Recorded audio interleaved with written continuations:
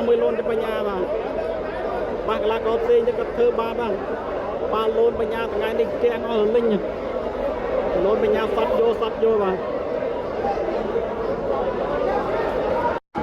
មកគៀវមកគោរពអរគុណអ្នកឲ្យទឹកខាងលូនបញ្ញាបាទតើតល្អណាស់ប្រយោជន៍គេបាទចុះតន់លើដៃបងមិនព្រមមិនប៉ុណ្ណឹងឲ្យព្រមថាមិនចាញ់មិនទេបាទអូតែដៃអបអរលូនបញ្ញាទៅសើគាត់មែនបាទទទួលស្គាល់បាទ